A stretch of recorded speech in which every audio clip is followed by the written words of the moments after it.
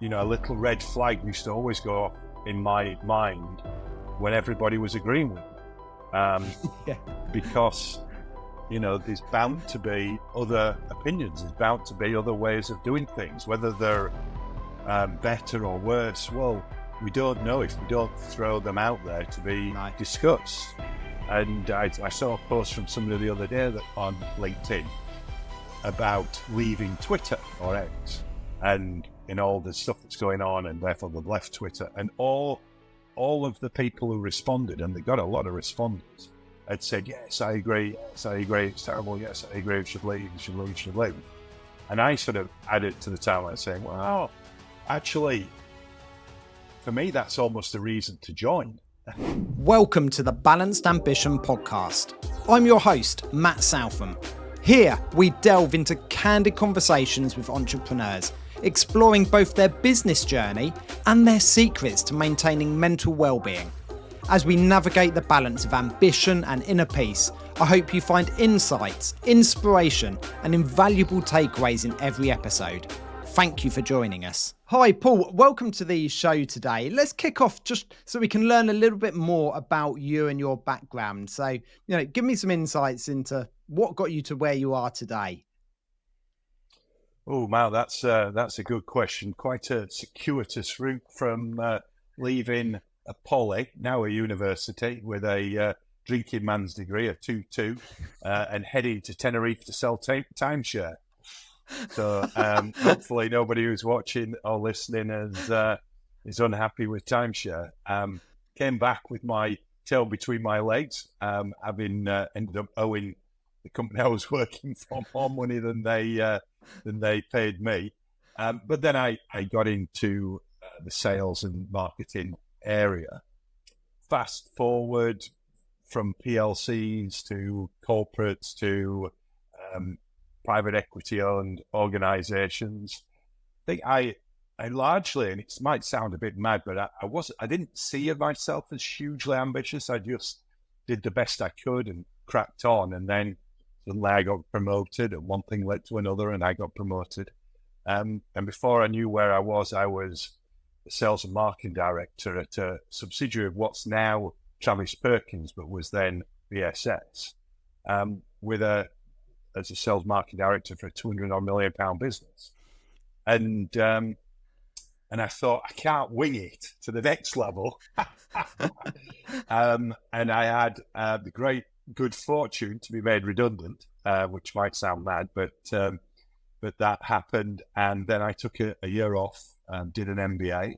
And so I felt myself set to be then a managing director or general manager, managing director, and that happened. I got my first role doing that in 2001 maybe, and it was for a company that probably sales weren't as big as some of our branches that we had at BTS, but you had responsibility for everything, and from there on I'd been in corporate running companies as either managing director, divisional MD or CEO, until about a couple of weeks before COVID, when I then left Marshall Tuflex, which is just up the road from you, in Hastings, and which ended up being a really good thing because I didn't have to deal with COVID and all that with a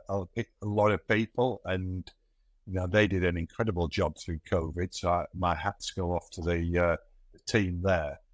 But it was certainly a stressful time.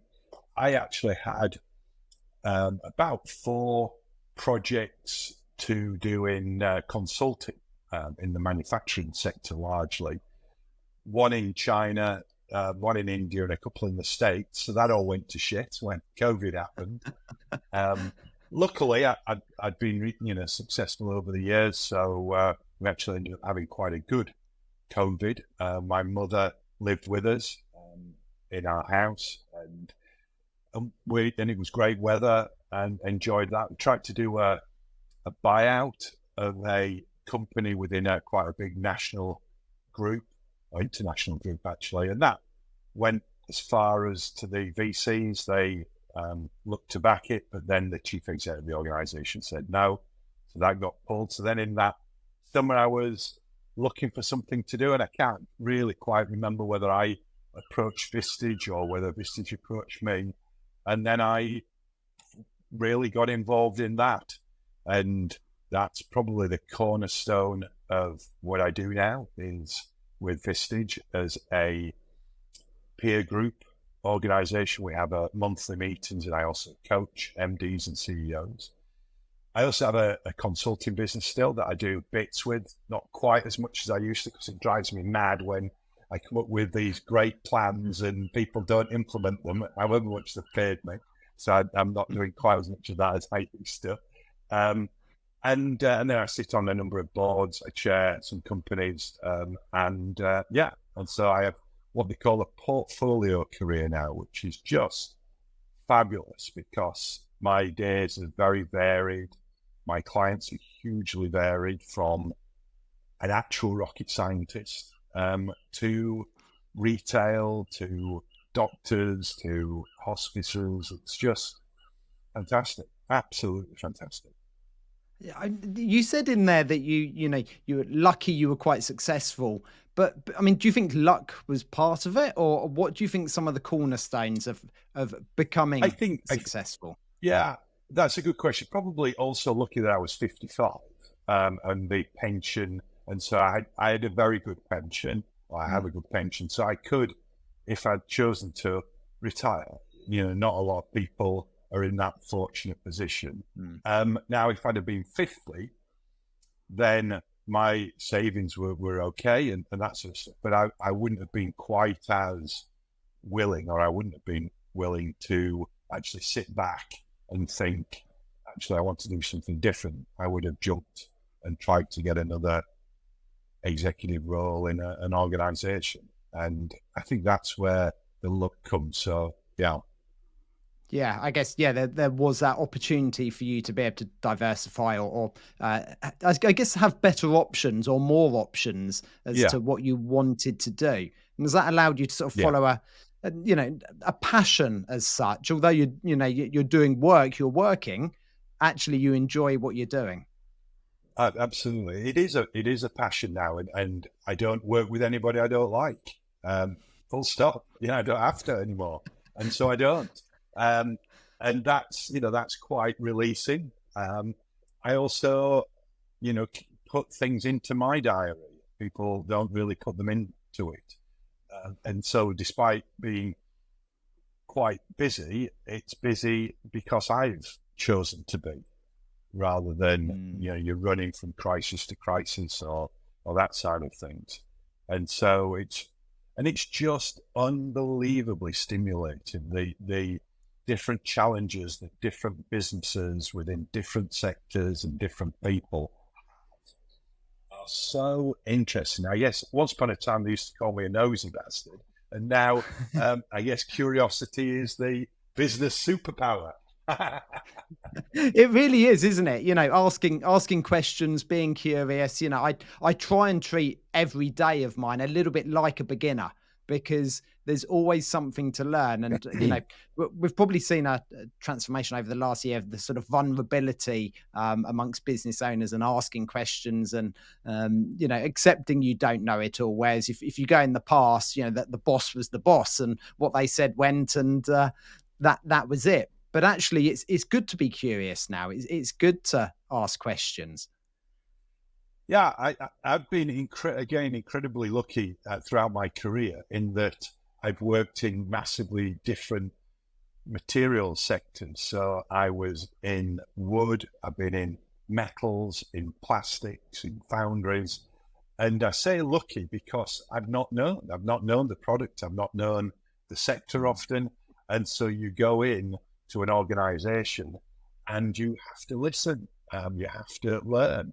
And then in those points between what's said, you start to understand what's going on, what you think will work, what may work. Often I've been in businesses that have had difficulties, because that's one of the reasons why they invited me in, or at Alimask when I ran division at Alimas, I'd get another business that might have been challenging. And so the received wisdom is not generating success.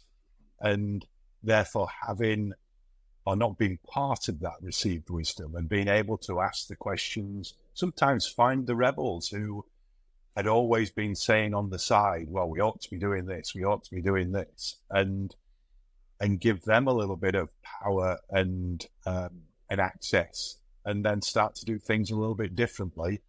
And most of the time it's been pretty successful, but not through something that I would go and say, oh, I know this sector, what we ought to do is this, let's crack on and do it, we must do this, we must do that. Because, moving from wood to cast iron and cast aluminium and fabricated aluminium, you don't know it. And then plastics again, and other different types of materials in different sectors. You have to listen and ask and be curious.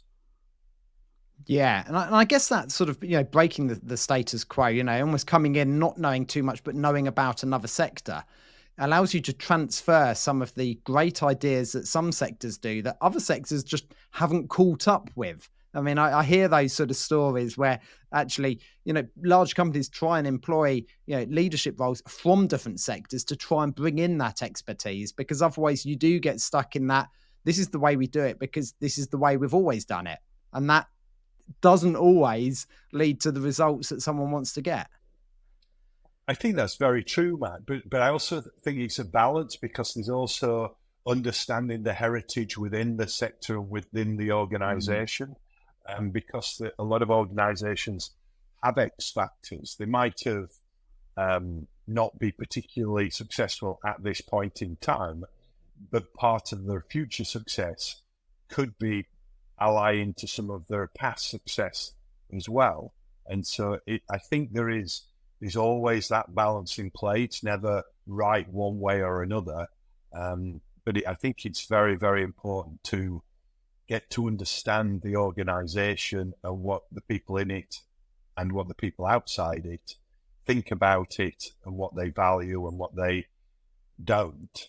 One of the things I often used to do and I used to love was going to see customers as well as staff, going and seeing the staff all around the organization, just talking to them, listening to them, seeing what they had to say, trying to make them feel comfortable to tell you their inner secrets and what's gone wrong and why.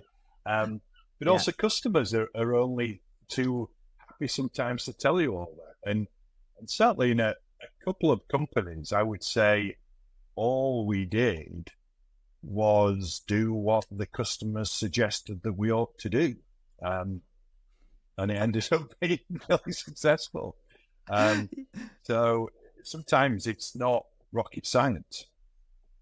No, it's becoming customer centric and understanding that almost anything that any of our businesses do are there to solve a problem that someone else has. Right. It's sort of not about us, is it? I mean, that's the cornerstone of a lot of marketing, understanding what it is your customers want, what problem do they have, and how your product or service can solve it, and then just bridging it and pitching it to them. Absolutely. I mean, I've just read Rory Sutherland's book, Alchemy, and I'll listen to it on Audible. It's absolutely fantastic. And he brings you back to the importance of marketing agencies and creatives, and a lot of the very, very successful campaigns that I've had with organizations over the last 20 odd years. They've had some real creativity at the core of them, not done by me, but done by marketing agencies, that's really captured exactly what you've just said and sprinkled a little bit of magic dust that has really connected with customers and prospective customers.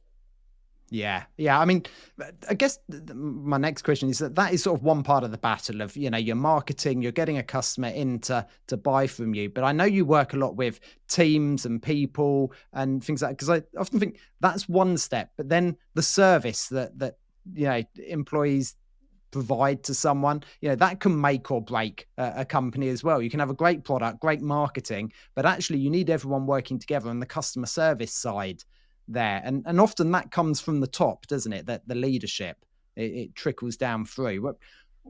Give me your thoughts on that. Yeah, I would definitely agree. Something that a lot of the companies that I ran, we would try and move to next day delivery, to faster delivery, full on time. One of my key metrics everywhere has been on time in full delivery and getting up and above 97% of what do you need to do to get to that. Because we're used to that these days within a world of Amazon and everything else. That's a hygiene factor. And so it's absolutely, in my view, super critical. Now, not always, people haven't always agreed with that. Sometimes we've had to really work quite hard to get people to see that this is a really important part of what we do. We don't just make stuff as a manufacturer. It's that service and how quickly we get it in full to take the hassle out for the customer. And then if there's something wrong, how quickly you sort that, something that's wrong, and how you come across on the phone, all those different areas. And if you've got an unhappy organization, and, let me tell you, I've run some unhappy organizations in my time. Hopefully most of them were a little bit happier when I left. Maybe one or two not, and maybe one or two particularly happy when I left. But organizations that are having financial difficulty tend not to be super happy because they haven't had pay rises in a while, and people, worried about their jobs and that sort of stuff. And then you've still got to make good stuff to a high quality and get it delivered and be good with customers over the phone. But also tell them when, I used to have I do still have quite a strong mantra of telling customers what the situation is before they buy. So give them, if you're very, very busy and your lead times are going out and things like that, tell them before they order, so that, because then they'll come back, or they might place the business knowing that instead of a 5-day delivery, it's now a 10-day delivery, and you're explaining to them why. Well, then they have the choice of not going with you, or going with you. And then you work the organization to get back to those fast delivery times. But I think that's always trying to be clear with the customers as well. And also what you can't do. Sometimes you've got to say no to stuff that adds so much complication to your manufacturing processes that as much as you think that you're making a few quid here and there, you might be actually losing a lot by the variety that it adds. Yeah, it's that whole sort of, good news fast, but bad news faster from the fact of, the example I always used to give to my team was, if someone's ordered something or you've ordered something, you're getting told it's being delivered on a certain day, would you rather find out at 9 a.m. actually the van's broken down, it's not going to be delivered today? Or would you rather sit in all day hoping that it will, even though it's not? You'd want to know the bad news. So even though it's frustrating at that time, at least you can crack on for the rest of your day. And I think, maybe at times we're scared to tell customers some bad news, but actually that is a bit of a power, and that customers will like it and build on that for the future. I agree. And that's a really, really good example, because if you're saying to somebody early in the morning, they're going to be a bit pissed. Of course they are. They'll think, oh, well, you've messed up, but, everybody messes up, and they'll be a bit miffed. If you don't tell them and you don't deliver, they think you've on purposely put them to that pain and suffering. And so the level of anger is on a whole different scale, because you haven't even bothered to let them know when you knew. Yeah, because I do believe, especially nowadays, we're not just competing with our direct competitors as such. We're competing with every other company out there, because you mentioned Amazon there, and it's true. Well, they can deliver next day. So why can't any other company? And it's almost like an expectation we've got, regardless of the industry, based on our daily experiences with Right. Amazon next day delivery. If I want to pop to a local shop, they're open till 11 o'clock at night, whatever it is. My expectations of almost anyone is based around those top companies. Well, absolutely. And I remember going back, I'm old enough to remember when the internet was 56 dial-up, BSI, Same BPS, here. and having discussions then. I think I was at PTS, and there was quite ranging discussions over, we're a trade arm, they don't need this, they're not on the internet and things like that. And I used to say, yeah, but the trade are consumers too. And so whilst we're seeing our customer as a plumber, say, for instance, that plumber goes on holiday. And if he can buy a Ryanair holiday or a Ryanair trip somewhere off the internet, then he's aware of it and he's using it. And I did a survey back in when I was the sales and marketing director at PTS back in, must have been 1997, 1998, maybe something like that, maybe 1998. And almost 30% of our customers were using the internet. Now, some of them might be in a bit nefarious use, but they were aware of it and they were using it. Yeah. And so we needed to be there. Yeah. I mean, I guess it is becoming, we spoke about customer-centric and, I have those conversations and with maybe the business owner and I'm saying, look, we need to do this, this and this in your marketing. And they're like, well, no, I don't use any of that or I don't do any of that. And I'm like, well, no, but it's not for you.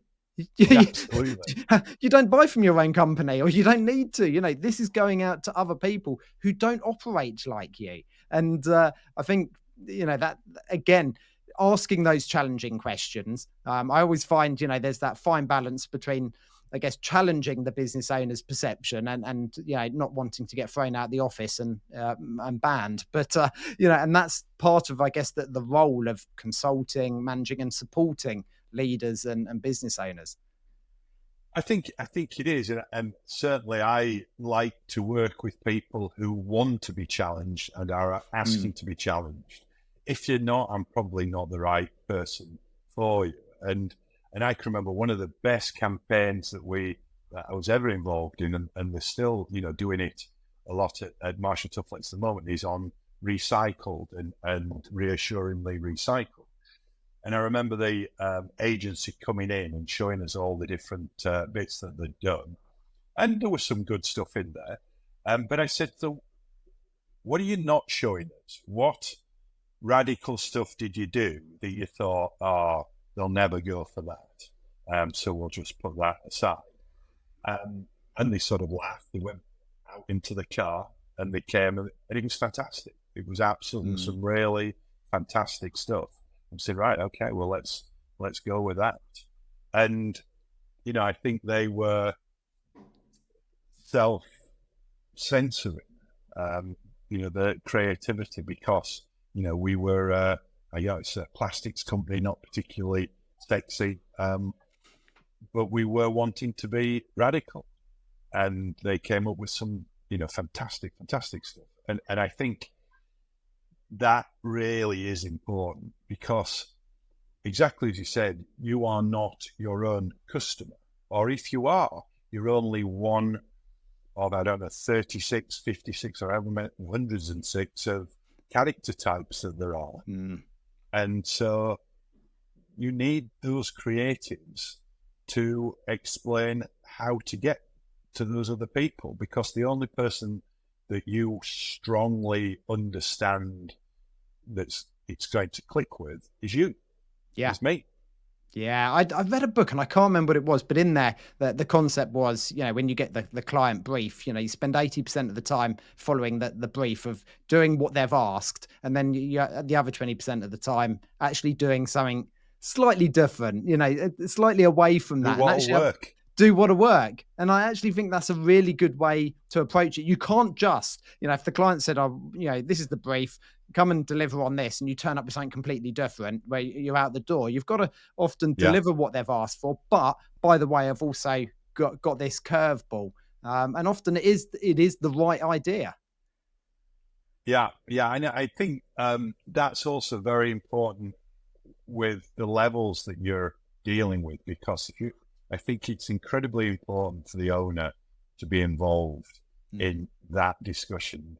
It's fine for the marketing manager or marketing director to do a lot of the legwork, but the real pitch of the creativity, they need to be in the room, because that is where sometimes that magic happens.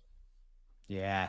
So what advice would you give to new leaders, people moving up the ranks as you did, and they get into that leadership role? And there is a big difference between being good at your job and being a good leader. And you often sit in sales teams, they're the top salesperson, so suddenly they're the sales leader. But actually, you need a different skill set at times.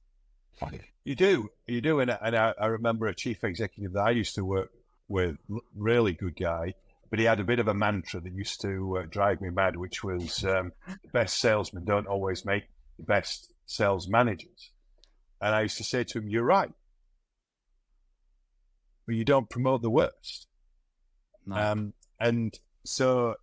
Or saleswomen, of course. And I think this is the challenge, is who are the leaders in an organization. And one of the things and this is where I have quite a strong view versus managers and leaders, is leaders are quite easy to spot in a room. So if you've got a sales team meeting, you can probably see the leaders, because the one thing you need as a leader is a follower. And so you can see people who've got followers in a room, and then you can quite easily understand where the leaders are, and then understand, okay, well, do they have good figures? Can they then be taken seriously? They might not necessarily be the best salesperson, but also the other thing is, often the status and the money means a very good saleswoman will want to be a sales manager, because that's the only way they can improve the status and the money. Well, can you improve status and money by having that really good saleswoman be an outstanding account manager, or how can you have people achieve what they want to achieve whilst also pushing themselves in an area where they are particularly good, rather than stepping into an area that they become super uncomfortable, however much training, it's not really them. And sometimes, your career can really go backwards. Yeah. In those choices. I think the biggest piece of advice I would always give to anybody is choose your boss. Try and interview your boss when you're going for a role. Don't just take, and it's difficult, because if you desperately need a new job, or you desperately want a new job, it's easy to say that. But if you're not quite as desperate, then I would say always really be very, very careful about the boss that you choose, because if you end up with a good boss, your career will really fly. Whereas if you end up with a bad one, it'll give you so much grief that you'll want to jump probably within a year or 18 months. Yeah, I saw a great stat a couple of weeks ago that I think it was 76% of candidates look at the reviews that a company gets before applying for the job.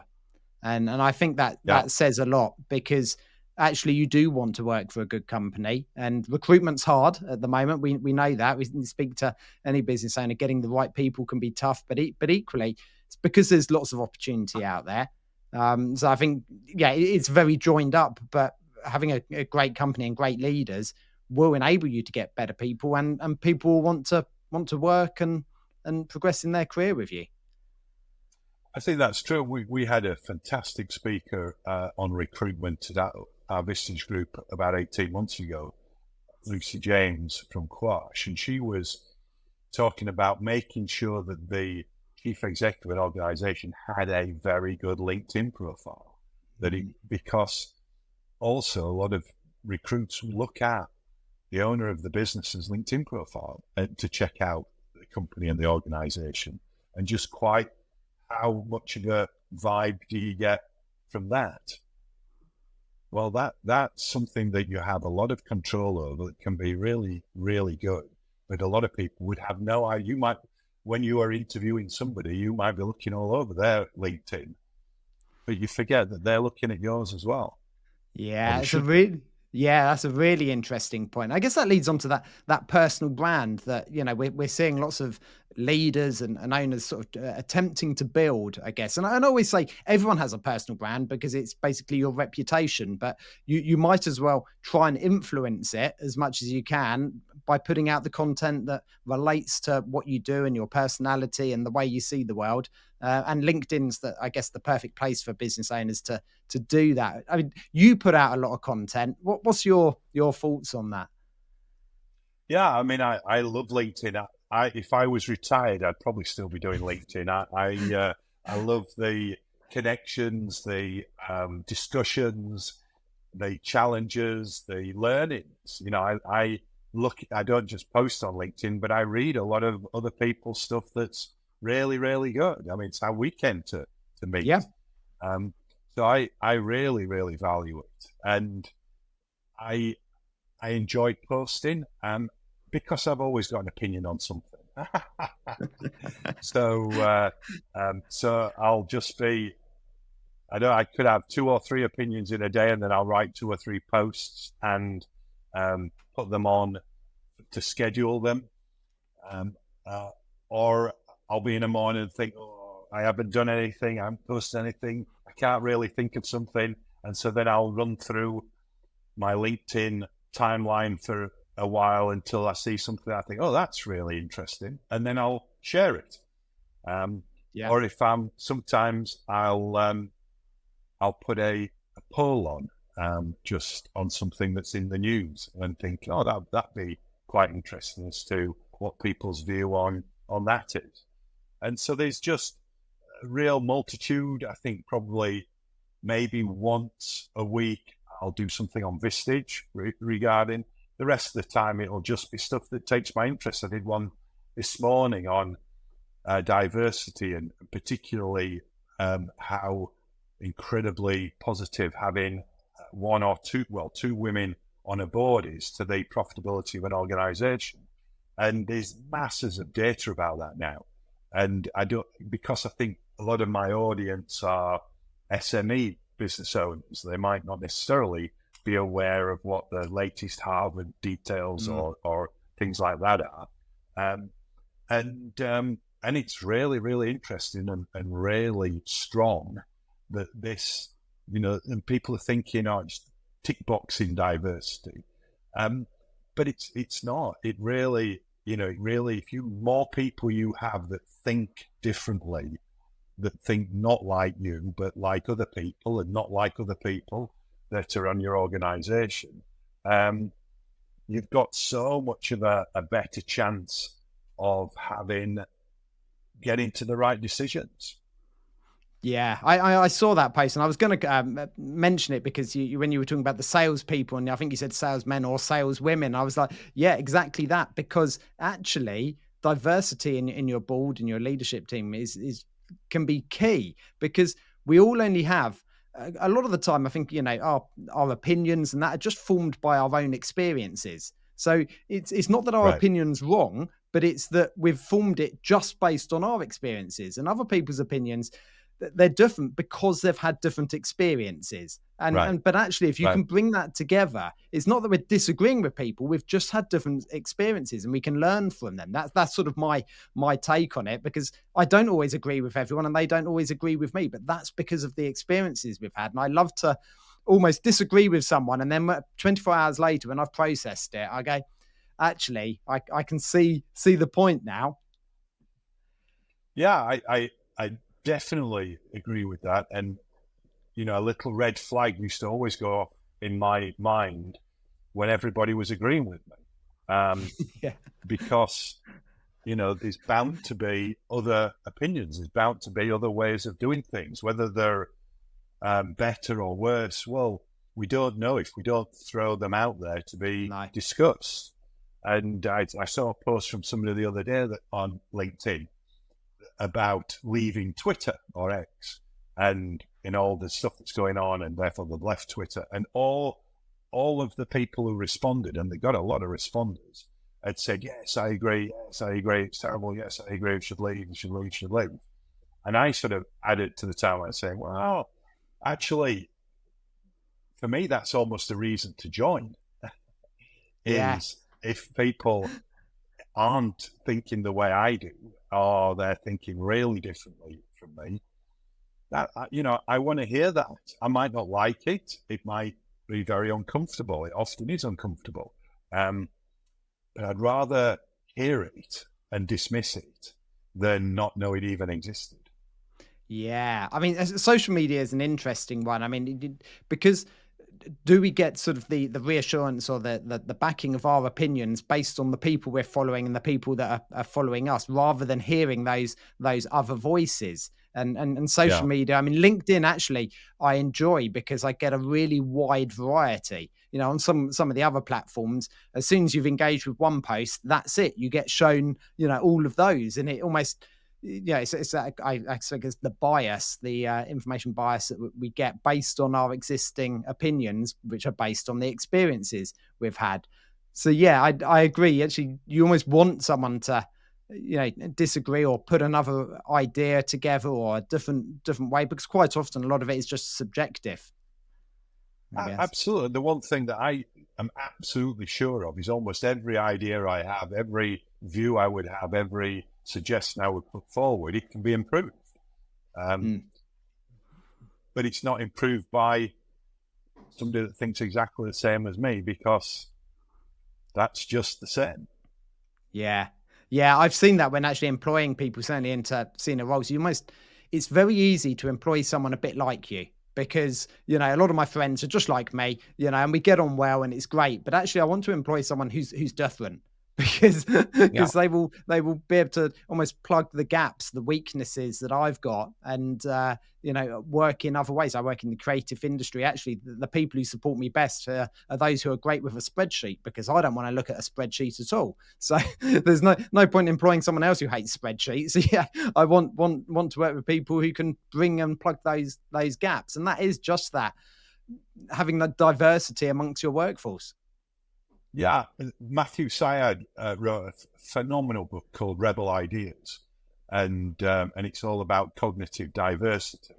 And in a nutshell, he sort of says if you're running a very simple 400-meter relay, then you want 4 Usain Bolts to get that baton from A to B as fast as you possibly can. But once you start adding complexity in, then you want different people, because then you've got different ideas, different ways of challenging. One of the things that at Vistage we're incredibly lucky at is that these different sectors that people are from, whether it's retail, whether it's medical, whether it's finance, whether it's law, whether it's manufacturing, hospice, sectors tend to sort of bring slightly different types of people who've gone into it for you. So you end up with a wonderfully, wonderfully diverse group of people. And that when you're looking at the issues you face as a business, this incredible diversity comes up with questions that I would never dream of answering. When I chair the session that we do, the amount of times I'm thinking, that's a fantastic question. I wouldn't have thought about that. My goodness. Yeah, that's a good idea. Oh, wow. Yeah, could do that. And it's just amazing, because people who think totally different will come up with stuff that you just would never think of in a million years. No, I completely agree. We spoke briefly earlier when we were just having a chat before the show how business can be tough at times. It can be hard, and you do have to work hard. There's almost no getting away from that. But equally, at times you do need to get rid of the stress, take a break, things like that. I mean, you clearly are really passionate about what you do. You commented you'd probably still be on LinkedIn even if you were retired. But what do you like to do outside of work? What also gets you up in the morning and ticks those boxes? And what do you do after a tough day? Well, I'm incredibly lucky in that as I look out here, I'm looking out at the sea. So I live on the sea, opposite the pier in Eastbourne, and so I walk the dog in the morning, and which is all weathers is fantastic. That sort of blows the cobwebs out and gets you thinking in the morning. I'm quite an early riser, so I'll be up at about 6. I walk. Do I play golf? Do I walk around a golf course with some sticks? I'm desperate to sort of get my handicap down at the moment. So that's not really a stress relief. That's adding to my stress of improving. But you're getting out and walking. So that's something. Friends, family. I like going to events, networking events and things like that, or just events and meeting up with people, local businesses that I might know or I might not know, having a drink and a laugh and that sort of stuff. I think laughing's really, really important to me. So I'll watch all sorts of comedy stuff on YouTube. So that's really important.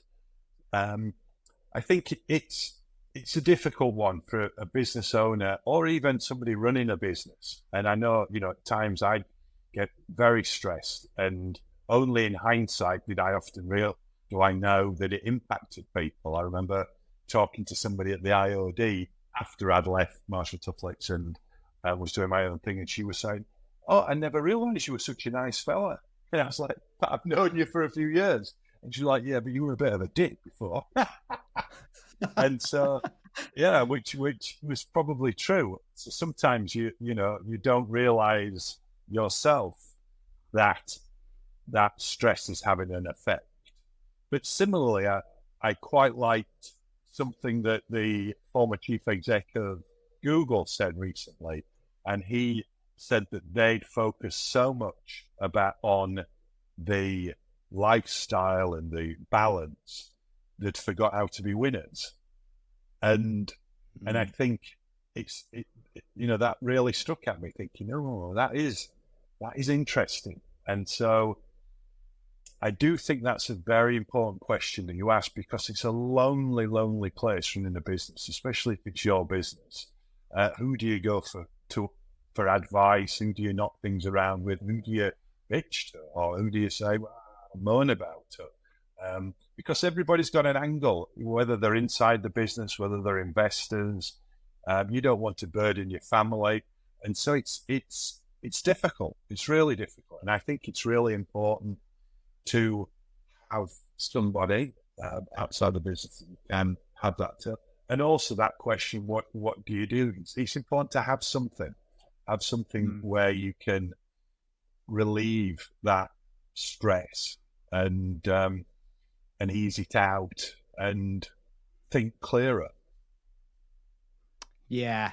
I mean, there will always be stresses. And often, there's the analogy of the stress bucket, isn't there? And there's various taps, and you just need to make sure you open some of those taps to let some stress out. Stress will keep coming in, but if you don't have those outlets, the walks, the golf, maybe. I know what you mean. I've hit some bad shots in my time, and I tell you what, it hasn't made me feel any more relaxed. And so whatever it is, though, to actually let some of that out, because it impacts both yourself at work, but also in your personal relationships. Because I agree, I tended not to share any of the stresses or strains of when I came back home from the office, but it would clearly impact relationships because of, maybe didn't want to talk that evening, just like, no, right. TV on, not doing anything. So it does impact personal life as well as your business life. Absolutely. And I used to work away a lot, and I even had a flat working away. And early on when I was doing it, and it was about 3.5 hour drive home, when I get home, and my wife hadn't seen me for a week. And so she'd want to know everything that was going on. She'd want to tell me everything that was going on. And I'd just been on the M1 for 3.5 hours in traffic on a Friday. I was not ready to hear stuff at all. I wanted just to veg. And that was difficult. And then we found that the compromise was basically being on the mobile phone and listening to what had gone on the route back, because that made the time on that journey, the 3.5 hours, go quickly. But it also, I could catch up on what had gone on during the week and all that sort of stuff. And then when I got home, she was probably sick of talking to me, and I was ready to veg. And so it was sort of, it got to that, that compromise, because, it's understanding what that other person is wanting from you as well. But it is hard. It's hard running companies, and it's very, very, very lonely. And a lot of people who may report to the managing director or owner that think, oh, I can do that, or it's easy, etc. If they get that step, they find it's a whole different ballgame. Yeah, definitely. Business is certainly a lonely place. But, you mentioned there about networking and things like that. And I think, I get that sense from you. You actually like people. It was interesting that, someone said, oh, I didn't realize you were a nice guy. You're a bit of a dick. But, you clearly enjoy people's companies, people's opinions, learning, talking. And I think that really shines through. And I think, business owners, we need to understand that actually there are networks out there. And a lot of the time, people are either going through or have gone through or have experienced something that you've gone through as well, you're going through. So just talk and get advice. Absolutely. Nothing's new under the sun. So many people have gone through what you've gone through, or are going through what you are going through, or have it a lot worse. It's... Absolutely, I couldn't agree with you more. And when you find that group of people that have those things going on that can come back, it just makes you feel that much better. And also, if they only want you to do well, they only want the business to do well, they've got no other angles, and they're prepared to sort of challenge you as well. They're the ones that will tell you you're being a dick if you are. And then you listen to it and think, well, okay, maybe I do need to relook at this. Yeah. Paul, I've loved our conversation today. I just want to finish with one final question of what advice would you give young Paul who'd come back from selling timeshare? You'd clearly, you'd got your degree, you'd done that. It was like, what do I do now? What advice would you give yourself from back then?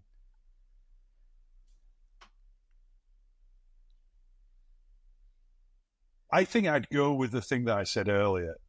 Be very careful choosing your bosses, because I had some amazing bosses. And even as a chief executive of an organization, on some boards, the chairs of those industry boards, I've learned so much from. Phenomenal people. And I've had some not so great bosses. And whilst learning from them, I would rather not have worked for them. For sure. And my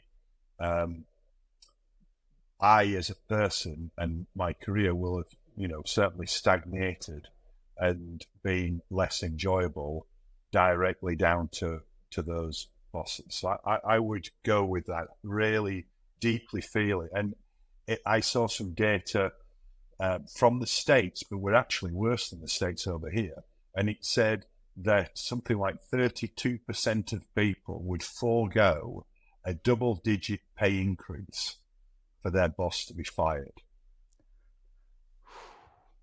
And we're worse in the UK. So, what's going on in our organizations? Now, of course, not every employee, some of the time I might have been the one that was the person rather than my boss, but nevertheless, I think this is the difference between leaders and managers. We've got far too people who are incapable managers that we should be having as capable leaders.